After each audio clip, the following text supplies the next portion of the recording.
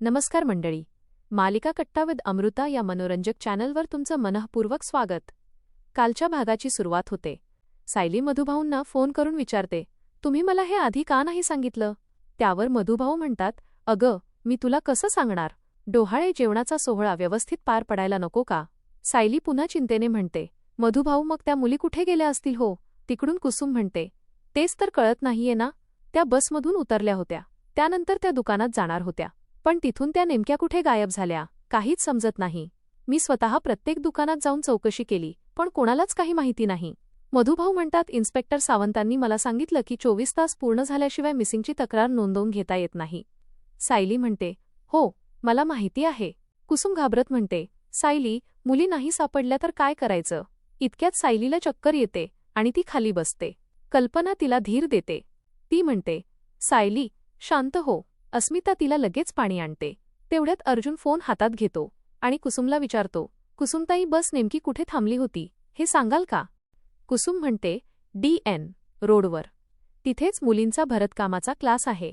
अर्जुन पुन्हा विचारतो, मुली तिथेच उतरल्या होत्या ना? कुसुम म्हणते, हो त्यांच्या मॅडमने मला तसंच सांगितलं. अर्जुन पुढे विचारतो, तुम्ही नीट आठवून सांगा, जेव्हा तुम्ही त्यांना शोधायला गेलात तेव्हा आसपास कुठे CCTV कॅमेरा दिसला का? एखाद्या दुकानात किंवा रस्त्यावर? कुसुम म्हणते, नाही तेव्हा माझ्या लक्षातच आलं नाही. अर्जुन तिला धीर देत म्हणतो, तुम्ही अजिबात काळजी करू नका, मुली नक्की सापडतील. मी आणि चैतन्य आत्ताच त्यांना शोधायला निघतो. असं म्हणत तो फोन ठेवतो. फोन ठेवताच सायली उठून बाहेर जाण्याचा प्रयत्न करते, पण अर्जुन तिला थांबवत म्हणतो, सायली तू इथेच शांत बस, मी आणि चैतन्य जाऊन मुलींना शोधून आणतो. तू अजिबात टेन्शन घेऊ नकोस. कदाचित आम्ही पोहोचेपर्यंत त्या आश्रमातही परत आल्या असतील. पण सायली म्हणते, अहो मीही येते ना, मुली घराजवळच कुठेतरी असतील, आपण सगळे मिळून शोधूया. पूर्णा आजी तिला समजावत म्हणतात, सायली तू या अवस्थेत बाहेर जाऊ नकोस. सायली भावूक होऊन म्हणते, पूर्णा आजी त्या मुलींची जबाबदारी माझ्यावर आहे. मी ती कशी झटकू? मला त्यांना शोधायलाच जायचं आहे. प्रतिमा म्हणते, अगं अर्जुन जातोय ना, तो मुलींना शोधून आणेल. कल्पनाही म्हणते, हो सायली तू आता बाहेर जाण्याचा हट्ट करू नकोस. सायलीला बाहेर जाऊ नये म्हणून सगळे तिला समजावत असतात, पण त्याचवेळी श्वेता प्रियाला मेसेज करते, तुम्ही सगळे कुठे आहात? इथे अर्जुन आणि चैतन्य मुलींना शोधायला बाहेर निघाले आहेत आणि सायलीसुद्धा त्यांच्यासोबत जायचं म्हणते. दुसरीकडे त्या मुलींना एका ठिकाणी डांबून ठेवलेलं असतं. तिथे एक बाई त्यांच्यावर दादागिरी करण्याचा प्रयत्न करत असते, पण मानसी अजिबात घाबरत नाही. ती ठामपणे म्हणते, आम्ही तुम्हाला अजिबात घाबरत नाही, आम्हाला सोडा. बाकीच्या मुलीही रडत रडत त्यांना सोडून देण्याची विनंती करत असतात. याचवेळी सचिन प्रियाशी व्हिडिओ कॉलवर बोलत असतो. तो त्या मुलींची अवस्था प्रियाला दाखवत म्हणतो, प्रिया बघतेस ना काय चाललंय?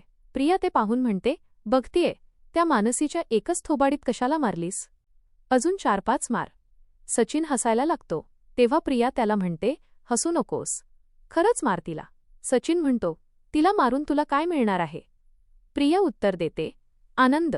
आत्ताच्या आत्ता ऑर्डर दे. त्यानंतर सचिन त्या बाईला लगेच मेसेज पाठवतो, जी मुलगी जास्त बोलतीये तिला अजून मार. तो मेसेज वाचताच ती बाई मानसीला पुन्हा मारायला सुरुवात करते. हे पाहून प्रिया म्हणते, ही मानसी ना, आश्रमात असताना कायम माझ्याशी उलट बोलायची. मी काहीही बोलले की तिरकस उत्तर द्यायची. तेव्हा ती लहान होती, पण तिची जीभ मात्र खूप चालायची. त्या सगळ्या उत्तरांचा हिशेब आता मी चुकता करणार आहे. अजून मार तिला, अजून 2-4 ठेवून दे. इतकं बोलून प्रिया फोन ठेवते. त्याचवेळी कॉन्स्टेबलला ती फोन द्यायला येते. तेव्हा कॉन्स्टेबल म्हणते, प्रिया तू आई होणार आहेस ना, एखाद्यावर थोडी तरी दयामाया दाखव. त्यावर प्रिया थंडपणे उत्तर देते, जी काही दयामाया दाखवायची असेल ती मी माझ्या बाळावर दाखवेन, पण सायलीच्या जवळच्या माणसांना मी कधीच सुखात जगू देणार नाही.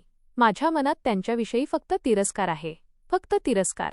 इकडे घरी सायली पुन्हा पूर्णा आजींना म्हणते, पूर्णा आजी मला तुमची काळजी समजते, पण तुम्ही सुद्धा मला समजून घ्या ना. मी फक्त माझ्या होणाऱ्या बाळाची आई नाही तर त्या मुलींचीही आई आहे. त्या जर कुठल्या संकटात असतील तर त्यांना शोधायला जाणं माझं कर्तव्य आहे. पूर्णा आजी तिला समजावत म्हणतात, अगं त्या कुठल्याही संकटात नसतील. लहान मुली आहेत, इकडे तिकडे कुठेतरी गेल्या असतील, थोड्या वेळात परत येतील. सायली मात्र ठामपणे म्हणते, पूर्णा आजी तुम्ही म्हणताय ते खरं ठरू दे, पण या क्षणी त्यांना शोधायला मला जायलाच हवं. तेव्हा प्रतापराव म्हणतात, ठीक आहे सायली. सायली अर्जुनकडे पाहत म्हणते, अहो चला निघूया. इतक्यात घराच्या दारावर पोलीस येतात. अर्जुन आश्चर्याने म्हणतो, इन्स्पेक्टर निकम, तुम्ही इथे अचानक कसे आलात? आश्रमातील मुलींबद्दल काही अपडेट मिळाला आहे का?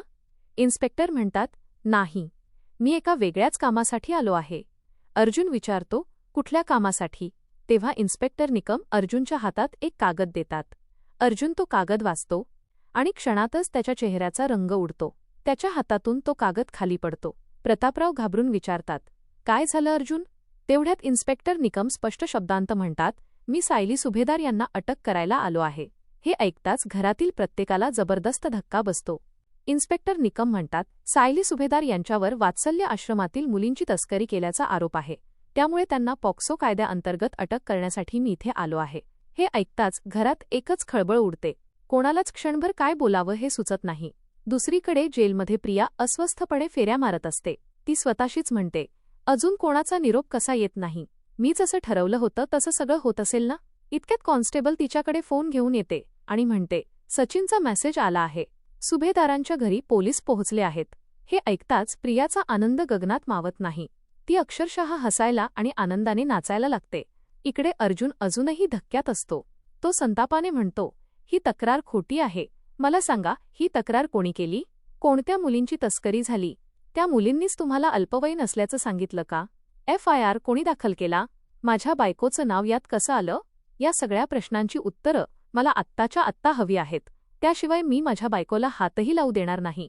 इन्स्पेक्टर निकम शांतपणे म्हणतात, अर्जुन सर, तुम्ही हे सगळं भावनेच्या भरात बोलत आहात. पॉक्सो कायदा किती कडक आहे हे तुम्हाला माहिती आहे. तुमच्या प्रश्नांची उत्तरं मी इथे देऊ शकत नाही. अर्जुन पुन्हा काही बोलणार इतक्यात चैतन्य त्याला थांबवतो. तो म्हणतो, अर्जुन, काहीही बोलू नकोस. आपण पॉक्सो प्रकरण हाताळतो आहोत. त्यानंतर तो सायलीकडे पाहून म्हणतो, सायली वहिनी, तुम्ही सुद्धा कोणतंही स्टेटमेंट देऊ नका. तेवढ्यात इन्स्पेक्टर निकम हवालदारांना आदेश देतात, सायली सुभेदार यांच्या खोलीची झडती घ्या. जे काही इलेक्ट्रॉनिक गॅजेट्स असतील ते ताब्यात घ्या. हे ऐकताच चैतन्य म्हणतो, एक मिनिट, तुम्ही अशी झडती कशी घेऊ शकता? तुमच्याकडे सर्च वॉरंट आहे का? इन्स्पेक्टर लगेच सर्च वॉरंट दाखवतात. पूर्णा आजी घाबरत म्हणतात, हे काय चाललंय? अर्जुन त्यांना शांत करत म्हणतो, आजी, आपण काहीच करू शकत नाही. त्यांच्याकडे सर्च वॉरंट आहे. त्यानंतर अर्जुन पोलिसांना म्हणतो, तुम्ही झडती घेऊ शकता. इन्स्पेक्टर विचारतात, सायली सुभेदार यांची खोली कोणती? श्वेता बोट दाखवून त्यांना खोली दाखवते. हवालदार वर जातात. इन्स्पेक्टर अर्जुनला विचारतात, सायली सुभेदार कोणकोणते गॅजेट्स वापरतात? अर्जुन उत्तर देतो, ती फक्त एक मोबाईल वापरते, बाकी काही नाही. थोड्याच वेळात हवालदार खाली येऊन म्हणतात, सर, वर एक लॅपटॉप आहे, तोही ताब्यात घ्यायचा का? अर्जुन लगेच म्हणतो, तो लॅपटॉप माझा आहे. सायलीचा त्याच्याशी काहीही संबंध नाही. त्यानंतर इन्स्पेक्टर सायलीला म्हणतात, मॅडम, तुमचा मोबाईल द्या. सायली अर्जुनकडे पाहते. अर्जुन मान डोलावून तिला होकार देतो. सायली शांतपणे आपला मोबाईल पोलिसांच्या ताब्यात देते. सायलीने आपला मोबाईल पोलिसांच्या ताब्यात दिल्यानंतर घरातलं वातावरण आणखी तणावपूर्ण होतं. कल्पना पुढे येत म्हणते, हे बघा, मला माहिती नाही सायलीवर कोणी हे खोटे आरोप केले आहेत, पण तपासासाठी तिचा फोन घेऊन जाणं आम्ही समजू शकतो. मात्र तुम्ही तिला अटक कशी करू शकता? इन्स्पेक्टर निकम शांतपणे उत्तर देतात, मॅडम, मला माझं कर्तव्य करू द्या. आमच्याकडे अटक वॉरंट आहे आणि काही पुरावेही आहेत. त्यामुळे मला सायली सुभेदार यांना अटक करावीच लागेल. अस्मिता अर्जुनकडे पाहत म्हणते, अर्जुन, अरे तू काहीच बोलणार नाही आहेस का? तेवढ्यात पूर्णा आजी पुढे येतात आणि ठाम आवाजात म्हणतात, इन्स्पेक्टर, तुमचा कायदा अर्जुन सुभेदारला गप्प बसायला सांगत असेल, पण मी अन्नपूर्णा सुभेदार गप्प बसणार नाही. तुम्ही सुभेदारांच्या घरात उभे आहात. पनवेलमधील हे सर्वात मानाचं घराणं आहे. आमची प्रतिष्ठा, आम्ही कमावलेला आदर आणि अन्नपूर्णा ट्रस्ट याबद्दल तुमच्या कानावर काहीच आलं नाही का? आजींचं बोलणं ऐकून इन्स्पेक्टर काही क्षण शांत राहतात. आजी पुढे म्हणतात, आलं असेल ना, तरीसुद्धा तुम्ही माझ्या नातीवर इतके घाणेरडे आरोप करत आहात. माझी तन्वी एखादी चिमणी जखमी झाली तरी तिची काळजी घेते आणि तीच मुलींची तस्करी करेल असं तुम्हाला वाटलंच कसं? हे सगळं ऐकून सायलीला जबरदस्त धक्का बसतो. कारण आतापर्यंत तिला नेमका आरोप काय आहे हेच समजलं नव्हतं. ती थरथरत्या आवाजात म्हणते, लहान मुलींची तस्करी आणि मी? इन्स्पेक्टर निकम उत्तर देतात, मी कोणतेही आरोप करत नाही. मी फक्त माझी जबाबदारी पार पाडत आहे. कृपया मला सायली सुभेदार यांना घेऊन जाऊ द्या. सायली अर्जुनकडे पाहते, पण अर्जुन पूर्णपणे हतबल झालेला असतो. कल्पना पुन्हा म्हणते, नाही नाही, सायली कुठेच जाणार नाही. ती प्रेग्नंट आहे. आम्ही तिला घरात सुद्धा जपून ठेवतो. तुम्ही तिला अटक करू शकत नाही. प्रतिमा देखील भावूक होत म्हणते, ज्याने कोणी सायलीवर हे खोटे आरोप केले आहेत त्याला अटक करा. सायलीचा या सगळ्याशी काहीही संबंध नाही. ती अर्जुनकडे पाहत म्हणते, अर्जुन, हे घाणेरडे आरोप कोणी केले आहेत ते शोधून काढ. इन्स्पेक्टर निकम म्हणतात, सॉरी, आता आम्ही आणखी थांबू शकत नाही. चला. सायली सुभेदार. अस्मिता विनवणी करत म्हणते, अहो, ती प्रेग्नंट आहे. निदान त्याचा तरी विचार करा. तुमच्या कायद्यात प्रेग्नंट महिलेला अटक करण्याबाबत काही तरतूद नाही का? इन्स्पेक्टर म्हणतात, मॅडम, माझा तुम्हाला एकच सल्ला आहे. आधी पॉक्सो कायद्याची माहिती करून घ्या. अश्विन सायलीला म्हणतो, वहिनी, तू काहीतरी बोल ना. त्यांना सांग की तू काहीही केलं नाहीस. सायली डोळ्यांत पाणी आणून म्हणते, आम्ही तर इन्स्पेक्टर सावंतांचा फोन आला तेव्हा मुलींना शोधायला निघालो होतो आणि तेवढ्यात हे सगळं घडलं. आम्हाला काहीच कळलं नाही.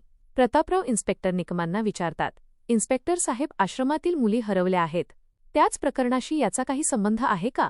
इन्स्पेक्टर उत्तर देतात, माफ करा, या क्षणी मी तुम्हाला याबद्दल काहीही सांगू शकत नाही. इन्स्पेक्टर निकमांचं उत्तर ऐकताच घरात पुन्हा शांतता पसरते. प्रत्येकाच्या चेहऱ्यावर चिंता आणि अस्वस्थता स्पष्ट दिसत असते. तेवढ्यात श्वेता पुढे येऊन म्हणते, अहो साहेब, सायलीताई असं काहीच करू शकत नाहीत. त्या आश्रमातील प्रत्येक मुलीवर स्वतःच्या लेकरांसारखं प्रेम करतात. त्यांची इतकी काळजी घेतात. त्या असं कधीच करणार नाहीत. इतक्यात कल्पना सायलीजवळ येते आणि तिचा हात धरत म्हणते, सायली, तू चल. इन्स्पेक्टर साहेबांशी अर्जुन बोलून घेईल. पण तेवढ्यात चैतन्य पुढे येतो आणि म्हणतो, मावशी, तुम्ही जरा बाजूला व्हा. सायली वहिनींवर खूप गंभीर आरोप आहेत. असे चार्जेस आहेत की त्यांना पोलीस कस्टडी मिळणार नाही.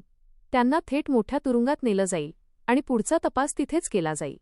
इन्स्पेक्टर निकम यांना त्यांचं काम करू द्या. मी आणि अर्जुन पुढे काय करायचं ते पाहतो.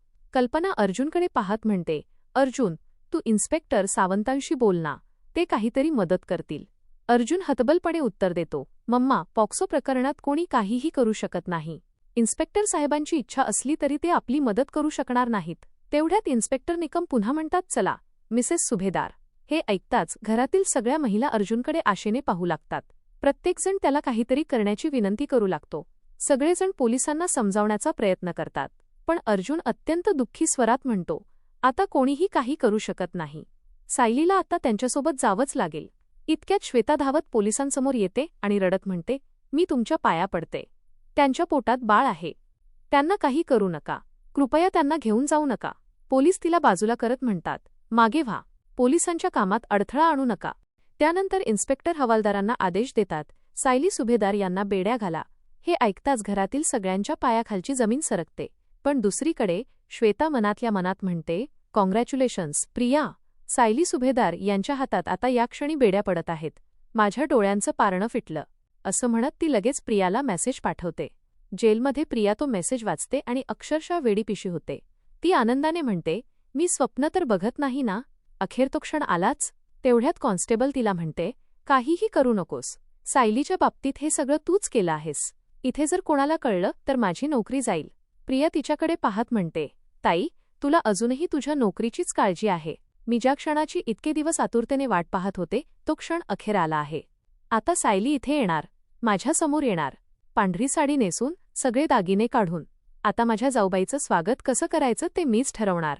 प्रिया आनंदाने सगळ्या कैद्यांना आपल्याजवळ बोलावते आणि म्हणते, मी तुम्हा सगळ्यांना डोहाळ जेवणात बोलले होते ना. ज्या सायलीने मला इतका त्रास दिला, जिच्यामुळे मी आज तुरुंगात आहे, ती सायली आता स्वतः इथे येणार आहे. तिला आत्ताच अटक झाली आहे. हे ऐकून एक महिला कैदी आश्चर्याने विचारते, आत्ताच अटक झाली? मग ती इथे कशी येईल? तिला तर आधी पोलीस कस्टडीत ठेवतील ना. प्रिया मोठ्याने हसते आणि म्हणते, अगं बबडी, इकडे ये. ती तिला आपल्याजवळ बसवते, तिचे गाल दाबते आणि म्हणते, तुला मी एवढी वेडी वाटते का? त्या सायलीवर असे आरोप झाले आहेत की तिला पोलीस कस्टडी मिळणारच नाही. तिला थेट इथेच आणलं जाणार आहे.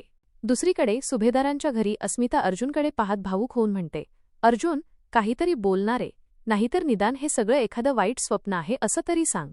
तेवढ्यात श्वेताही अर्जुनला म्हणते, अर्जुन सर, तुम्ही काहीतरी करा ना. कायद्यात काहीतरी मार्ग असेल ना. प्लीज, ही अटक थांबवा. पण अर्जुनच्या चेहऱ्यावर पूर्ण हतबलता दिसत असते. त्याला काय करावं हेच सुचत नसतं. घरातील प्रत्येकाच्या डोळ्यांत अश्रू असतात. सायलीवर झालेले आरोप, पोलिसांची कारवाई आणि तिच्या अटकेमुळे संपूर्ण सुभेदार कुटुंब हादरून गेलेले असतं. दुसरीकडे मात्र प्रिया आनंदात असते. तिला वाटत असतं की तिचा सूड पूर्ण झाला आहे आणि आता सायलीलाही तुरुंगवास भोगावा लागणार आहे. मात्र खरंच सायली या खोट्या आरोपांमधून स्वतःला निर्दोष सिद्ध करू शकेल का? आश्रमातील हरवलेल्या मुलींचा नेमका शोध लागेल का? या सगळ्या कटकारस्थानामागे नेमकं कोण आहे आणि प्रियाचा हा डाव अखेर यशस्वी होणार की तिचंच सत्य सगळ्यांसमोर येणार? या सर्व प्रश्नांची उत्तरं मालिकेच्या पुढील भागात पाहायला मिळणार आहेत. तुम्हाला आजचा भाग कसा वाटला? सायलीवर झालेले हे आरोप खोटे आहेत असं तुम्हालाही वाटतं का? तुमचं मत आम्हाला कमेंट करून नक्की सांगा. अशाच सोप्या, मनोरंजक आणि सविस्तर मालिकांच्या अपडेट्ससाठी मालिका कट्टा विथ अमृता चॅनलसोबत जोडलेले राहा. व्हिडिओ आवडला असेल तर लाईक करा, शेअर करा आणि चॅनलला सबस्क्राईब करायला अजिबात विसरू नका. धन्यवाद.